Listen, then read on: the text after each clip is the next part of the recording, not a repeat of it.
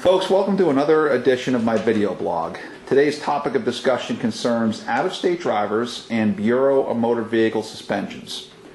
Now, in the state of Maine here, we're known as a huge vacation area. People from all over the country, from Massachusetts to New Jersey to Florida and as far away as California and Washington State, come here to vacation. Unfortunately, folks who come here to vacation do occasionally get arrested for OUI. If you're from out of state and you were arrested for operating under the influence, it might be called DWI or DUI in your state.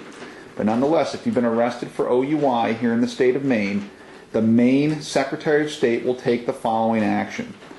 They will move to suspend your right to operate your car or any motor vehicle whatsoever here in the state of Maine.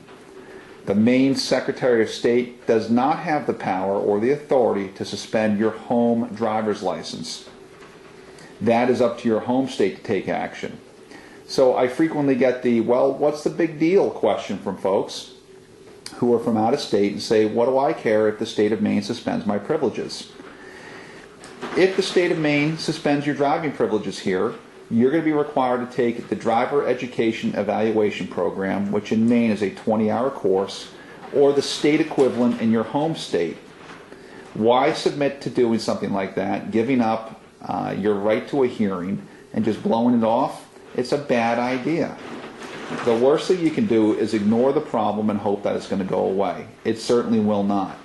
While the criminal conviction would be the more serious of the two, even if you beat the criminal case and you're suspended by the Bureau of Motor Vehicles, you will have to complete the DEEP course. And if you don't, you will be suspended here in Maine indefinitely. And what that means to you as an out-of-state driver is eventually, if you don't comply with the reinstatement requirements, such as the DEEP program and payment of reinstatement fees, your home state will eventually suspend you as well.